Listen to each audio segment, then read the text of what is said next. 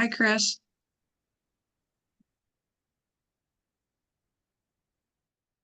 And welcome everyone. Thanks for joining. Appreciate it. Pizza is something everyone can identify with. I just use that because it's sort of fun. It rhymes, all that kind of thing, or alliteration anyway. So we're going to be talking about food this evening, and a lot of different aspects of it.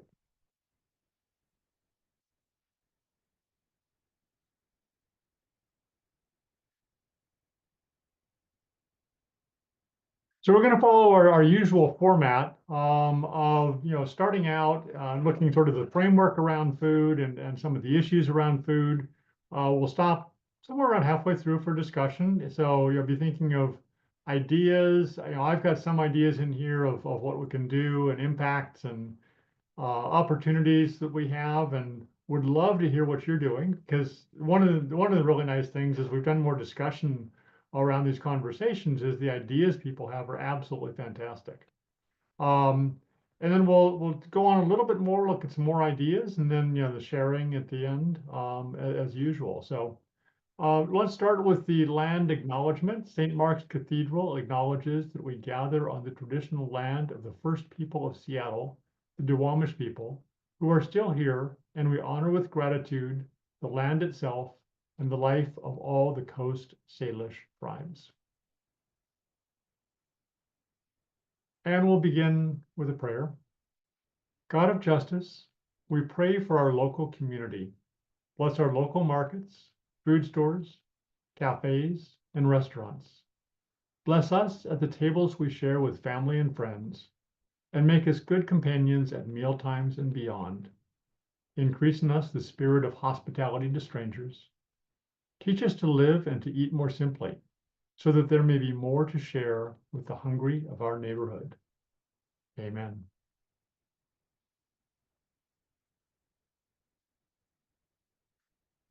So since the title is pizza, I thought, okay, we'll start looking at pizza because it's something most people can identify with, and we'll get some lessons from it.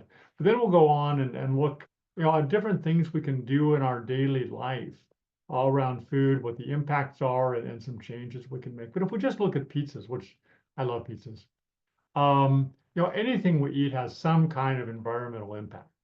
But what we're looking at is what are the differences in the environmental impact, and impacts on health, impacts on money, from the choices we make in what we eat. So a lot of pizza impact is driven by cheese and beef. Um, and there's been research on it. I just went to the Domino's website, and I don't usually eat Domino's, but they've got a pizza carbon emissions calculator that I think is sort of cool. So depending on what ingredients you want, you can go in and calculate what the emissions are. But so if you just do a marinara pizza, just tomato sauce and the crust, relatively simple. You're going to get around 1.7 kilograms of CO2 emissions per kilogram of pizza. You add on mozzarella cheese, and it doubles it, because cheese has a big impact. Cows have a variety of impacts in there. Buffalo mozzarella, it increases it by almost another kilogram of CO2 emissions per kilogram of pizza. And then pepperoni, not as bad as the pizza, but it's going to add a quarter or a half kilogram of CO2 emissions per kilogram of pizza. And if you're using vegetables, you have your mushrooms and black olives and artichokes or whatever you enjoy on your pizza, it's going to have a lot less impact than the cheese and the beef. So the meat and the cheese are less sustainable. I realize people are not going to have pizza without cheese. A lot of people, like pepperoni, or they like something else on the pizza. And in that case, it's more a matter of how much you use, rather than saying, don't eat this. That's not the message today. It is make some choices in there about what may be more sustainable and perhaps healthier for you as well. If we start out looking, go beyond pizza and look at food as a whole, food on the whole value chain for food has a big impact And it actually causes about 30%, 33% of all greenhouse gas emissions in the US. We usually don't think of it as that big. Yeah, but why is that? Well, when you grow and you just started in the fields, you plant the seeds. Well, there's fertilizer that's used. If you're organic, it doesn't use the fertilizer or uses different things, but fertilizer is made of a lot of petrochemicals in it. Um, Forests are cut down in certain parts of the world. So if you're eating beef from Brazil, for example, forests are being cut down to grow the beef that we consume through JBS and a number of others. There's methane that comes out from various animals. Uh, Crop residue is burned in a lot of places, not so much in the US. I spent part of the year in Singapore, and we get horrendous smoke from Indonesia. Thailand is covered with smoke. India is covered with smoke. India is just the air pollution is among the worst in the world because after the harvest, farmers burn the rice stubble in the fields. So it doesn't happen here as much, but it happens in other places. There's fuel for the tractors. There's fuel for transporting the fruit, vegetables, meat from the field to the processing plant, from processing to supermarket. There's refrigeration along the way at various stages. There's packaging that is used. We cook it, then we throw some away. You think of all of those different parts. We usually don't think of it. We think, okay, we go to the supermarket, we pick up our food, we come home, and that's all we think about. But all these different components have an impact. Meat causes about 60% of the emissions. Dairy is around 20%. And then food waste is a big component as well. We'll see later it's about 8%. So, if we're going to shift things, then it's more around what meat we eat, how much meat we eat, how much dairy we eat or dairy substitutes. So there are a lot of impacts for the food that we eat, and some of the changes that we make can make a difference. If we look at where food comes from and how we're supposed to think about food, Genesis 1, God says, I give you every seed-bearing plant on the face of the whole earth, every tree that has fruit with seed in it, they will be yours for food. And it goes on from there about all the different types of food that God's given us. So everything we eat is from God. And the way we eat is to eat with gladness, a joyful heart. God's fine with our eating, obviously. But it's being joyful. A lot of times it's like we rush through meals and don't slow down. Give thanks for what we have. Be joyful in what we have. And it's not eating too much. We look at some of the challenges in the US. I'm just amazed about Ozempic and some of the challenges that's addressing. But the types of food we have, it's sugar, fat, and salt, and it just induces people to eat more and more, which is a problem. What we're supposed to do is don't join those who drink too much wine or gorge themselves on meat. It's not good to eat too much honey. There's sort of examples all the way through of different types of food, not eating too much. And when we're eating, it's for the glory of God. And I love the fish and loaves because I hadn't picked up until recently that Jesus said, go and pick up the leftovers. Don't throw them away. So that's a model for us as well of what we're supposed to do. So, thinking of that sort of framework in there, what are the different things, the components of how we live our lives for what we eat, where we eat, how we shop, how we cook, storing food, disposing of extras. And so I want to spend time looking at the various choices that we make and think about, are there things that we can do somewhat differently that is going to help us to care for creation better? So in terms of what we eat, the chart gives you, carbon emissions from or greenhouse gas emissions from different types of food. And again, I know, I'm vegetarian, but I'm a small minority. I'm in the 5% or 3% or whatever Americans. And I know most people are going to eat meat. And that's okay. It's part of culture. It's part of all kinds of things. But as we're looking at what ingredients we use and considering it from a climate perspective, what can we do with the types of foods that we select to have less of an environmental impact? Part of it is whole grains and fruits and vegetables. More of those because they have less environmental impact. And then eating less sugar, oil, and fat, and meat. So it's not saying zero, but it's saying consider eating less. Because if you look at how sugar's grown, if you look at palm oil, which is a big part of our oil, it results in forests being cut down. Other types of oil also have a significant climate impact. Meat, we talked about, has a big impact. And again, it's not giving up meat, it's looking at this and saying, okay, so, chicken has less impact than beef or lamb. So maybe I can do that as something different. Fish can have less impact. So there's some choices we can make in there, eating less of it, but then making different choices in there in terms of what we do. We sometimes don't think about the emissions impact of processed foods, whether it's the breakfast cereal we eat, or the ready-made meals that we get, or the snacks that we get. Any of those highly processed foods, along with not being as good for your health, also cause more emissions, just because they take a lot more energy to produce. And they take more ingredients to produce. So they're not great for your health, but it's just the production of those things. Yeah, it's actually, there's a lot of waste. What I didn't realize, for example, is white bread. I sort of grew up Wonder Bread type of thing, or white bread. Well, that comes from 30% of the flour being thrown away. And so you automatically have waste with white bread, for example.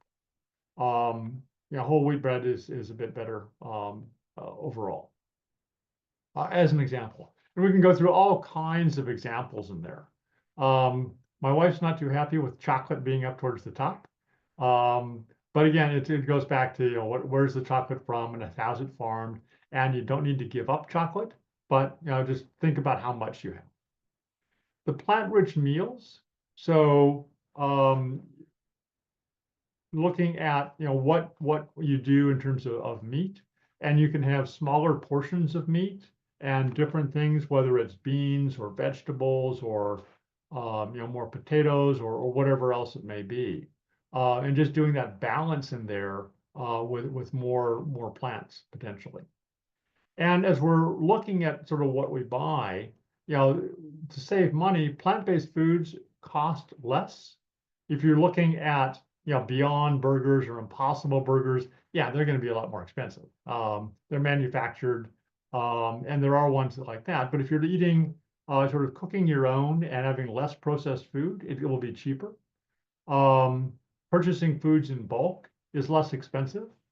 Frozen fruits, frozen vegetables now have almost the same nutrition as fresh. And so that can be something that's can be beneficial. And it can be less costly to have some of the frozen foods. Sort of interesting to me. Then the comparison of eating at home versus delivery versus going to a restaurant. Okay? So eating at home and cooking by yourself at home has lower greenhouse gas emissions. Okay? If you go to a restaurant, just with getting there and the way they prepare food and all the ambiance that goes along with it and the cooking and everything, it's about triple the cost. It's about 60% more greenhouse gas emissions. There's a lot more energy content just because it's cooked with a single meal for one person in fancier ways generally. So going to a restaurant does have a significantly higher impact than eating at home. Delivery also has higher impact. And a lot of that is, it's partly it's cooked in a restaurant, but then it's also delivered in a single point delivery. So if you use Uber Eats or DoorDash or something like that, it's going from the restaurant to your home. Um, and so you've got the transportation from the restaurant to you and back to another place. So again, higher greenhouse gases than eating at home. If you are eating out, there are several things you can look at. Does the restaurant use local ingredients? Does it have in-season ingredients? So if you're getting um, basically summer vegetables or fruits in the middle of winter in Seattle, that's going to be imported and has a bigger impact, for example. A simpler menu, the more things on the menu, the more food wastage there is at the restaurant. And the more they're going to be buying all sorts of small quantities of things from different places. So a simpler menu has less environmental impact. And you can use apps or to take a look for better restaurants with less environmental impact. There's a green restaurant status that you can take a look at. So a number of ways to choose restaurants that are more environmentally friendly. For shopping, farmers markets are good. Many of us, myself included, tend to go to supermarkets. But if we look at it, it's sort of interesting just on some of the research that's done, that having groceries delivered using e-commerce is less environmentally impactful. Because if you're taking a trip to the supermarket and back, that compares with the delivery from the supermarket where they're delivering to 10 or 20 houses at once. And so its orders are clustered. And so there's less transportation emissions from going to the supermarket, just in terms of where we shop.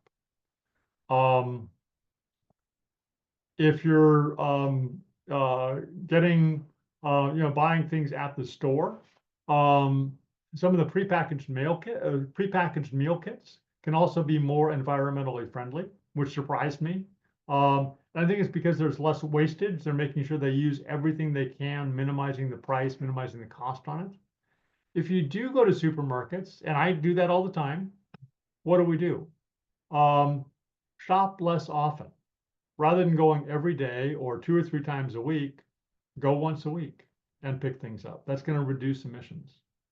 Combine trips. So you're not just going to the supermarket and back, you're going to the supermarket and the post office and the drugstore or whatever else and doing a variety of different things at once.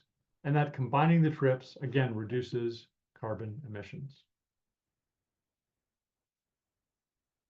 Sort of going back to the theme of looking at the ingredients for what we're buying. The local seasonal food, if we're going to the supermarket or ordering online and having it delivered, is environmentally more sustainable because there's less transportation in it. It's supporting the connections to the local food growers. It's going to be the in-season food.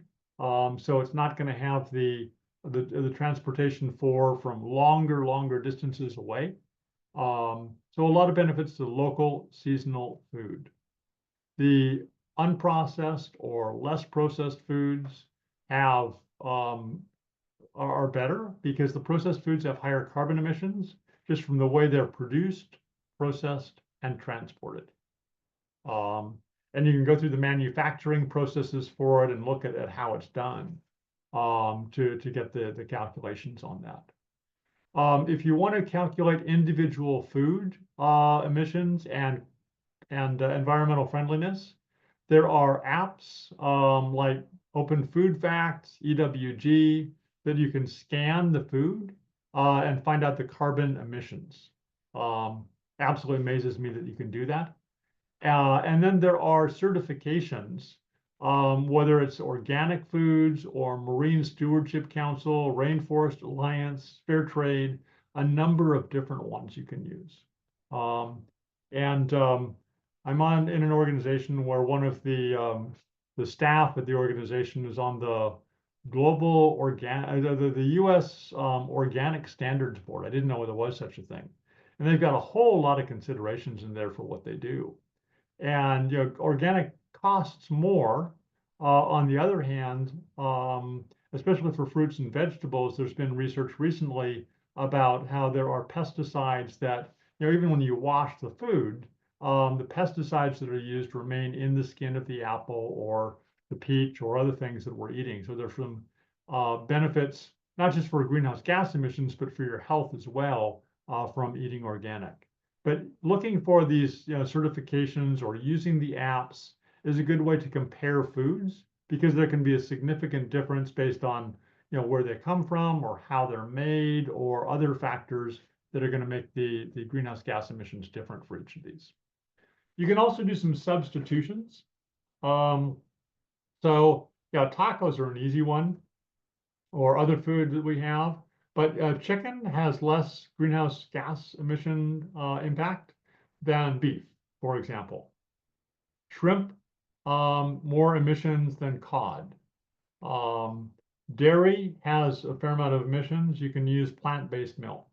And some of it, if you don't, you can use the plant-based milk and replace it when you're, baking or cooking or something like that. So a variety of different ways you can do it, but it's considering what the ingredients are and can you make those substitutions that are less environmentally impactful, but still have a really good taste and that everyone's going to like in your family, and different ways of looking at it. So plant-based tacos, for example, or chicken-based tacos, or rather than beef or pork, are a way to do it. It's just making those trade-offs in there is relatively straightforward in one sense. One of the things we also don't really think about as much is the packaging. Because you go to the store and a lot of times you'll well I'm guilty too. I put the vegetables, they've got the little plastic bags there, and I use the plastic bags for the vegetables. And sometimes the individual servings are much more convenient. So if you buy a snack pack and you want chips, you get individual packs and they're just the right size for you. Different things in there. But those individual servings and items with a lot of packaging also create more emissions because all that packaging is basically produced using fuel, using resources. So we're looking at how do we reduce the amount of packaging that we use. We can buy loose fruits and vegetables, for example. There are reusable produce bags that we can use every time. Um, we think about bringing reusable grocery bags, but there are also reusable produce bags. So those are usable and would be better over the long term. Um, if you're if you're buying meat, that's going to be a bit harder, but you can use some glass containers or metal containers to get it home. A lot of times it's prepackaged and it's in plastic and you're stuck with buying the plastic. But depending on what you're doing, you may be able to do some of the substitutions there.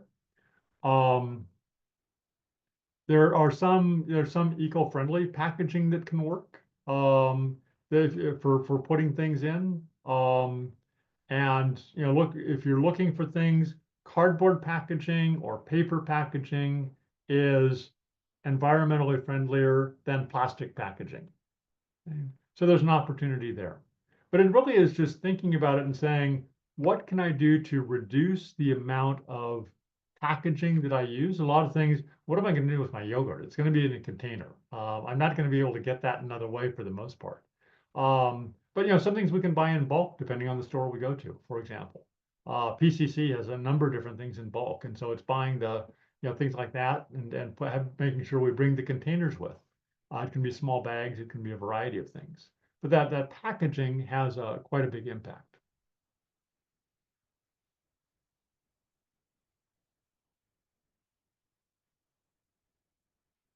So we're going to stop and ask for ideas, thoughts. Hopefully got you started thinking about a number of different areas, or you have suggestions on how to do things better or whatever else. Hmm. Sure, Libby. As some of you know, I live in a co-housing community called Sangaya in Bothell, and we've got a food program, and we each pay about $220 a month, and that provides 5 meals a week, so 20 meals a month, plus access to 150 um, items that we order from UNFI, the wholesale, a food wholesaler.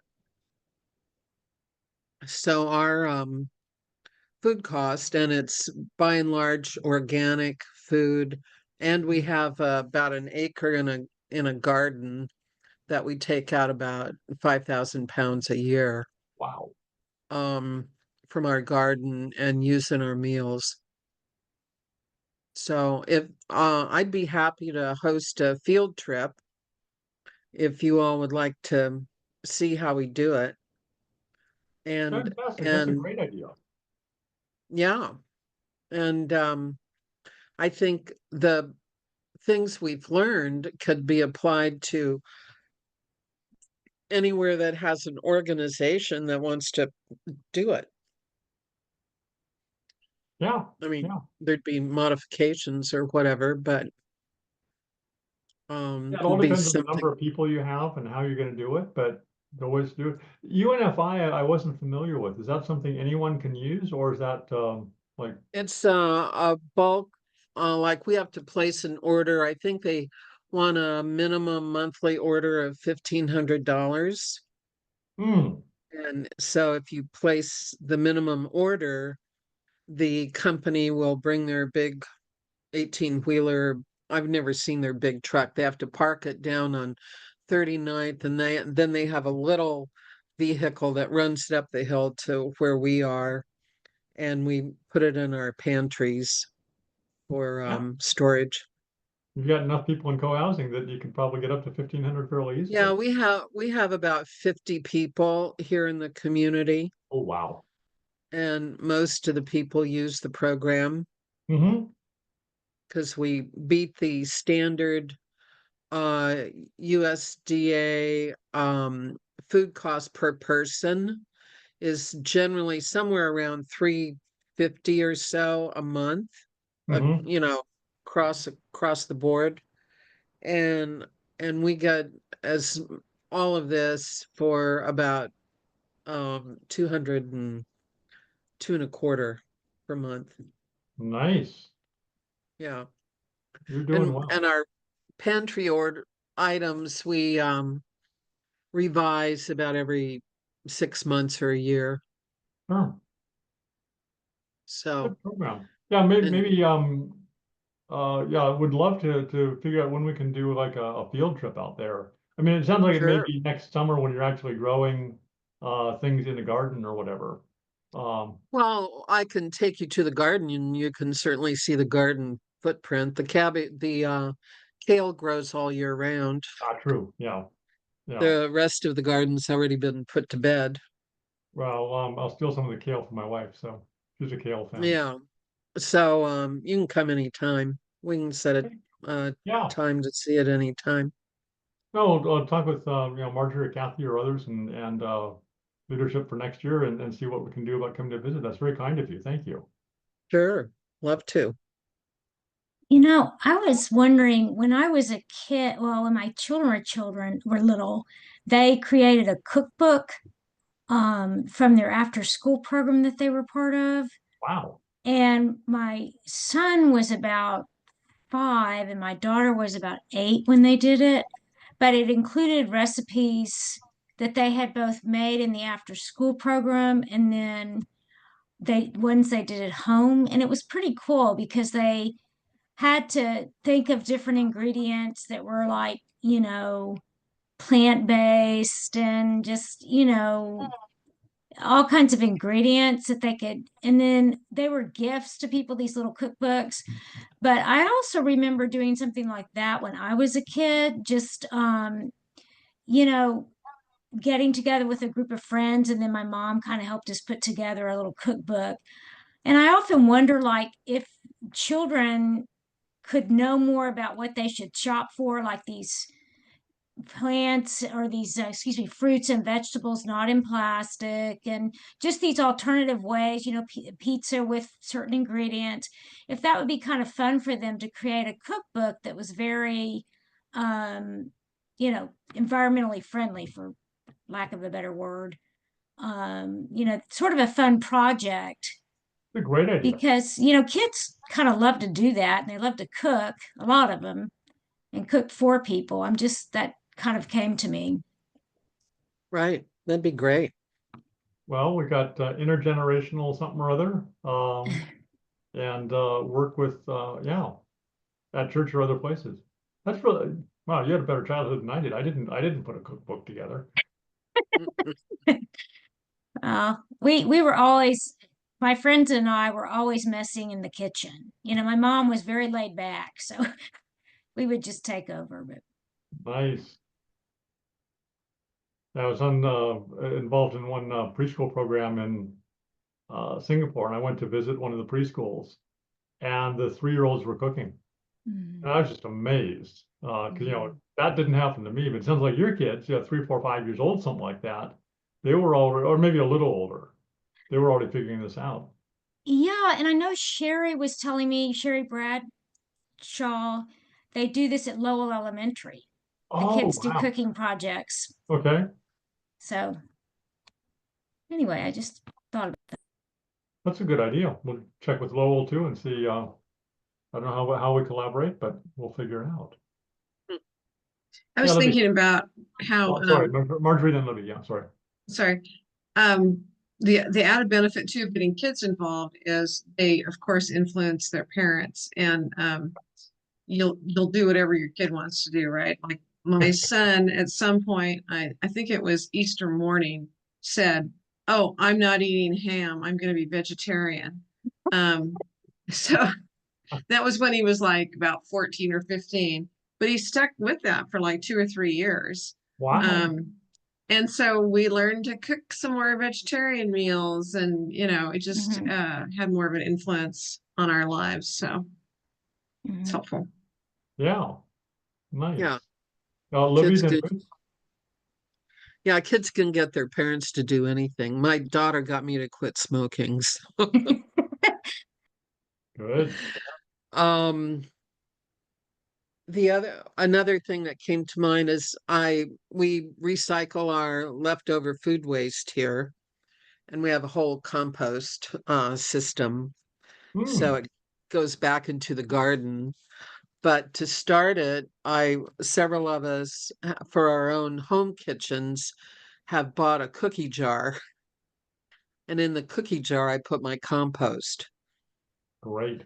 my leftover food waste. And so I can actually see how much food I'm wasting from me person. Nobody else takes responsibility for it. It's my waste in the cookie jar. Yeah, So that's another easy way to try and cut down on that amount. that'll help, definitely. Ruth? I like the idea of thinking about, well, what's the next thing I'm going to work on, experiment with, as opposed to I have to revise my whole life and move to Yeah, one at a time. a community. Well, I am in a community, actually, You are. because I'm in a So the question would be is could your community do a food program that's Oh, we probably do. radically different than Actually, we have amazingly, I would say, almost rabid environmentalists constantly influencing the food delivery and everything. I mean, it's very active in that kind of thing. But I was just thinking of at a lower level, just for being a human being, trying to do something little different. I can't say I always think that way, but I have one thing right now that I'm going to start as soon as I'm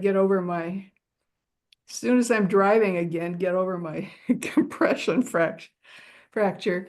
I have a plastic bag that has a bunch of the little plastic bags in it. I've never done this.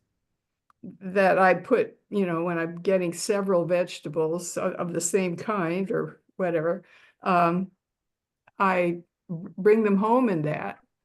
Well, and then I keep almost all of them, scrunch them up and have them in this. But anyway, I put a bunch of them in a bag. I'm going to put them in my cloth grocery bags, and I'm going to start pulling, instead of taking off just yet another one of those little plastic bags, I'm going to dig in and get one of mine. That's a great idea. I know, I just love the idea. I had never thought of it before, but I mean, it's little and doable.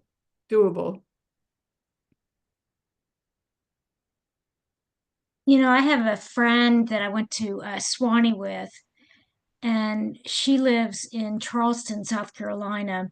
Anyway, to make a long story short, she has many children, and when they were little, my friend's husband lost his job, excuse me, and they were quite, it was very difficult and desperate, and the family had to split up, and they had to go, on SNAP, for the food.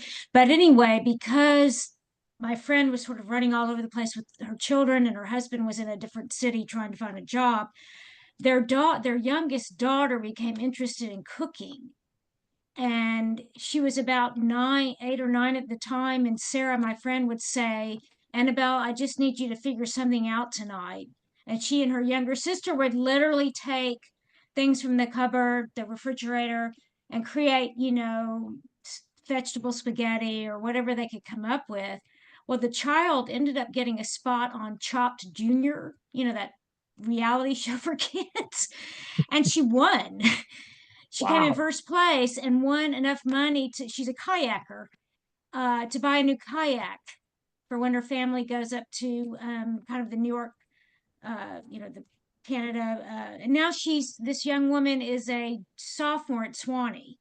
But anyway, I just thought that was such a great story of someone that took Yeah. literally whatever was in the house and came up with a meal for 6 people every And night the because creativity of the that she food. had at the age of 8 or 9 is Yeah, yeah, right. nice. And I no love the story. waste. Yeah, really good. Yeah, Carol? I'd like to recommend the Nutrition Action Health Letter that comes out 10 months a year.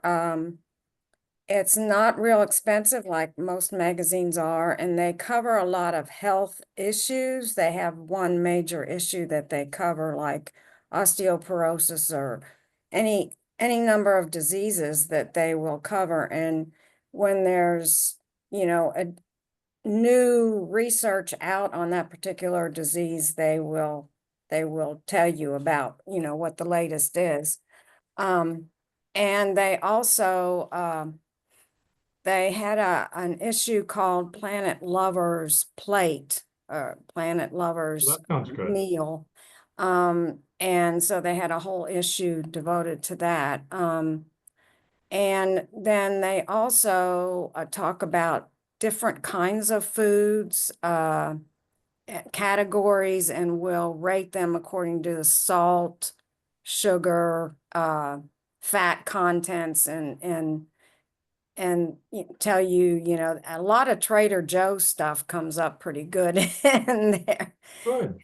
pretty well in their analyses. And then they also will highlight, and there's humor in it. They'll highlight different meals that you can get in restaurants, and how the ones that have like 3 times the normal amount of salt that you should be eating, or the normal amount of fat. It's usually the salt or the fat.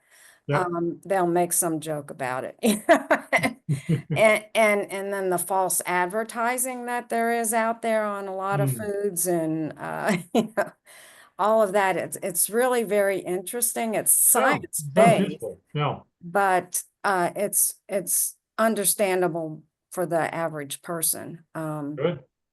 Well, Um, And I have been trying to switch to sustainable living. I've got the produce bags that I use. There are two different kinds that I found. Well, nice. There's one that's made out of bamboo.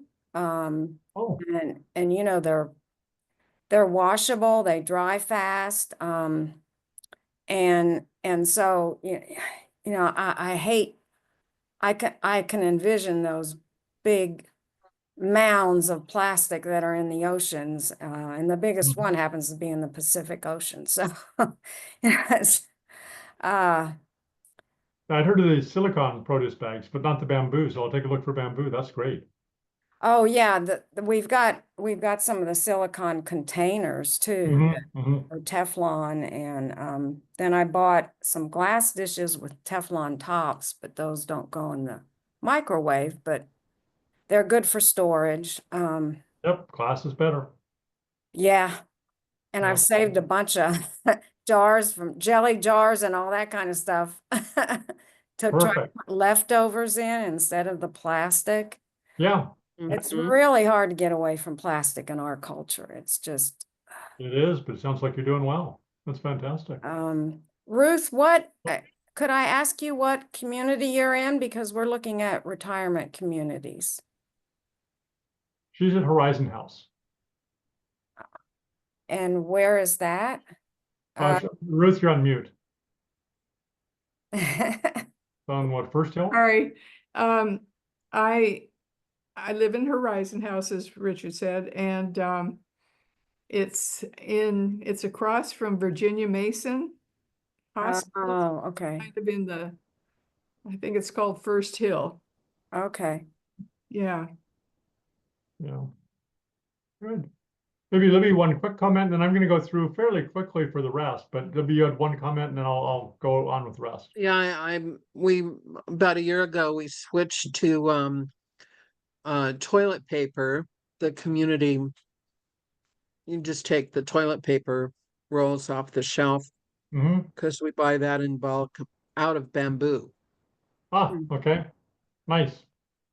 And then the other thing that we recently switched on from liquid jugs of liquid laundry, we Mm. switched to strips of compressed detergent. I just tried some of that too. It works really well. Yeah, it works Yeah. fine. Yeah. So Great. we've saved a lot of money there. Good. I'll go through several other ideas, and then the copy of this is available, so I'll go through this fairly quickly. I'd rather have more discussion than me talking all the time. So really enjoy it, really appreciate all the input on it. But one of the things to look at is how we cook as well. And it varies a lot depending on what you do, the ingredients you have, but how you cook. So there are low power appliances. Microwaves use the least. Roasting uses the most energy. There are induction appliances now, so they are using less electricity. So it's looking at that and what we do. Gas has a variety of side effects in the house in terms of pollution as well. So it's trying to choose the right energy to cook food, and the foods that cook more quickly are better for using less energy. The right size pots and pans. It's really easy to use the big ones, but you can use the right size one, put the lid on, and use smaller amounts of meat for flavoring. If there's when you're cutting up whether it's carrots or apples or something else, there are parts of it that may tend to go in the trash. You can look at using some of the vegetable parts, the meat parts for stock when you're doing your own vegetable or beef stock, for example. When you are eating, it's eating intentionally. That doesn't really change the greenhouse gas emissions, but it makes your life much more pleasant if you eat more slowly, more mindfully, concentrate on your food, and give thanks for it, remembering that food is what God has given us, and putting God at the front of our minds, beginning and end of the meal. And our food is fueling our body for the purpose that God gives us. Okay? So it's just reflecting, eating a little bit more slowly, and eating more mindfully in terms of what we do.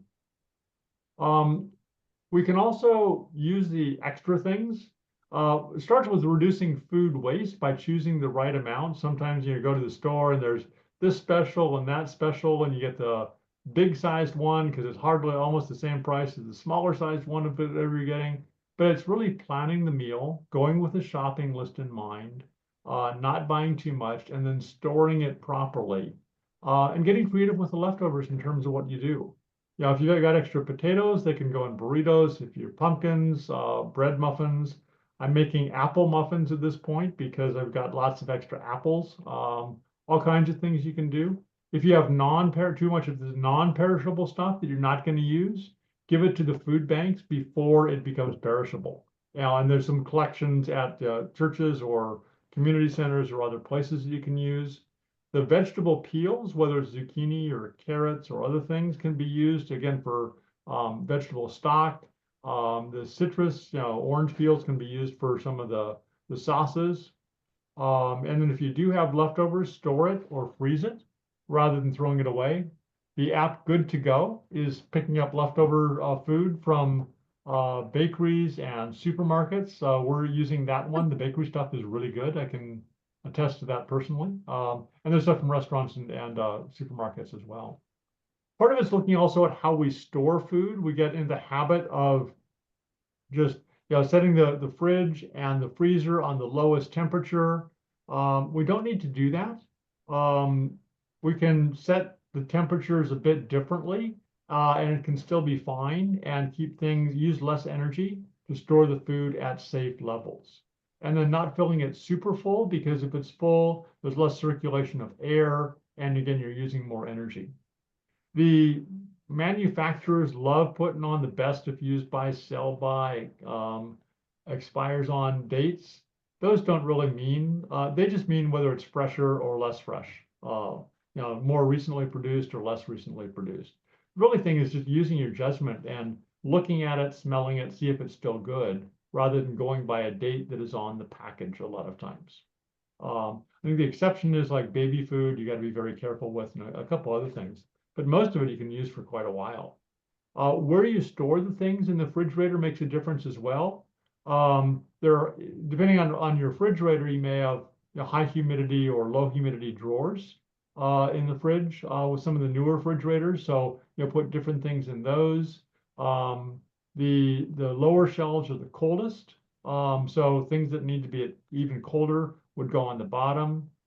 Putting the grains in the airtight containers.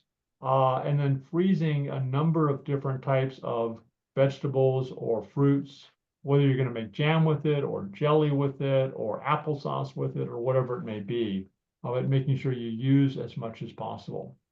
Libby gave us the ideas on what we do with some of our food, but food waste causes a lot of greenhouse gases. So some of it can be donated again if it's non-perishable and still in packages. You can compost things.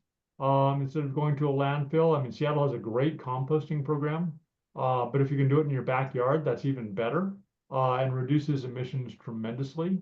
And some of it can just be used to fertilize plants in the house, or you can use some of the coffee grounds and tea leaves for cleaning pots. There's some creative ways to do things if we look at it a little bit and use some of what we consider waste that would just go into composting or landfill and actually use it more effectively.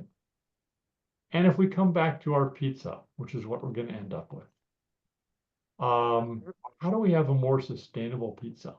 So there are a number of pizza restaurants that are focusing on more sustainable pizza. It's really fun. And in terms of where the emissions come from, a lot of it's from the cheese. If I have a pizza, I'll eat less cheese on it. If I order a pizza, I'll try to they use half as much cheese as usual. And that's mostly for health for me, but the impact in terms of emissions is more massive than I ever thought it would be. Half of the pizza emissions come from the cheese. If you're using salami, that's about a quarter of the emissions from it. And the rest is from the flour, the tomato paste, and the oil. So the flour, tomato paste, and oil, you're probably not gonna get rid of. My wife likes pesto rather than tomato sauce, but different things in there. but it really is the meats and the cheese that's going to make the difference. And vegetables on top rather than those can be much more environmentally friendly. Things you can use whole grains. The Bread Lab up in Mount Vernon uses only whole wheat flour in the pizzas that they bake. A lot of pizza chefs say don't use more than 20% whole wheat, 30, 50%, whatever. But you can use the whole grains, and it's going to be healthier for you and less waste. The locally sourced ingredients on your pizza. So the grains, there's Cairn Spring Mills and Fairhaven, again in the Skagit Valley, has great flour that they grind themselves, and it's really good. But then the vegetables, they're sort of in season, local for your pizza can be good as well.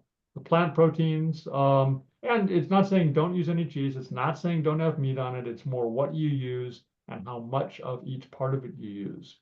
And things from previous meals for toppings on it. There may be some leftovers in there from whatever, whether it's mushrooms or squash or something else.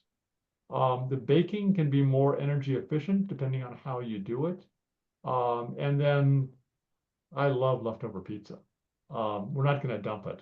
But make sure you eat the leftover pizza. Don't just throw it away. For breakfast. Exactly. Oh, good. Okay. Well, I got a compadre here that is doing it too.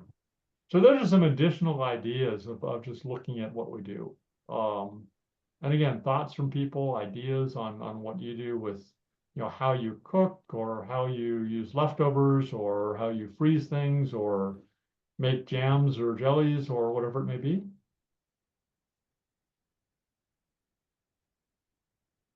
Sadly, I'm convinced that the kids around you were making jams when they were 5 years old with all the kids, what the kids are doing. How about putting lettuce in your soup? That's an interesting one. Why not, Yeah, Gonna I waste. put kale in my soup, so why not lettuce, right? Yeah. absolutely.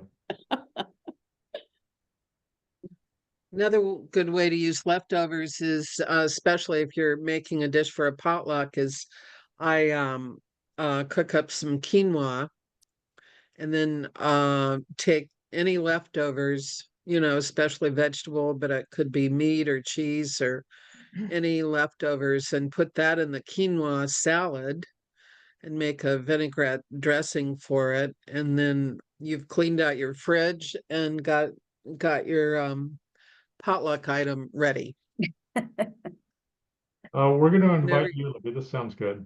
well, that's what I often make for any potlucks that St. Mark's requires. Hey, it works. It's good. That's perfect. Yeah, it's a great way to clean out your fridge. I will say that we get a weekly produce delivery from Full Circle Farms, which is a local CSA. And this time of year, I don't want any more kale. I don't want any more squash, and it's kind of having a hard time. But there's a minimum order. You can customize it, but there's a minimum order every week. I think like a month ago, I said, okay, I'll buy the beets. I'll use them. And tonight we're finally putting them on our pizza. So Yeah. Wow. we okay. also have some Yeah. Italian sausage on our pizza, so we're not quite that good. But I do enjoy the beets, and I'm not a real beet person, but I like them on pizza. Well, that's interesting. I've never had beets on pizza. Wow. The gold beets. I don't like the red beets so well. Ah, The okay, gold okay. beets. Yeah, I was thinking Yeah. red beets is what I always think of. So yeah, gold beet. Okay, thank you. Yeah, that'd be great. Nice one. And spinach is also put in lentil soup, so, and it's Oh, very good right. in that. Yeah, I love spinach in my soups. So Well, all these things that you've been mentioning, Richard, it just strikes me that they consist of a whole bunch of habits. yep. It's just the way you do things. And over the years, so many of the things you mentioned, you it's just part of the way I live now, you know, it's, and I think that's the way it's not to try to do something. I mean, I don't know. I just like the idea that it's just a way that you've got used to doing everything. Yeah. Well, as I was going through this, I looked at it and said, oh, some of these things that I've done for years are not the right Yes. thing to do exactly that. But back to your point earlier, it's choosing one and starting with that and sort of putting together your top 10 things. Well, And but what- but it's all, the second- well, like so many of the things you mentioned, I've been, you know, I just do them. Yeah, yeah. But there are others that I don't, and it would, and so it's like, yeah, so that's when you know, it's just one more, you know, as opposed to a whole slew right at all at once. Yeah, yeah, exactly. Exactly right.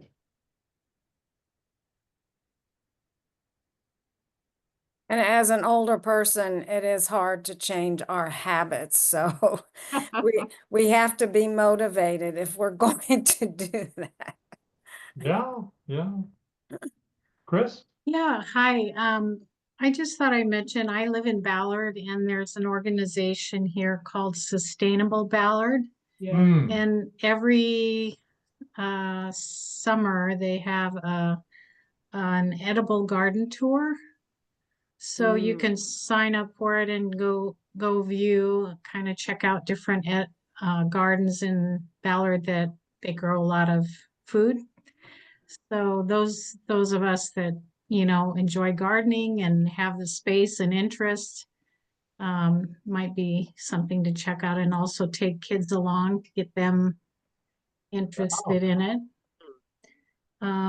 Great idea. And then just in our, you know, we enjoy our garden and we enjoy giving food from our garden to other people. It's very satisfying, and we have a lot of blueberry bushes, so we just Oh, this past summer, we had a lot of blueberries, and so I just put them in the freezer, and then you know, when I make my breakfast muffins, I just throw some of those in there. Also, I was thinking at the farmer's market when I have been buying carrots, bunches of carrots lately. I used to just tell them to take off the tops.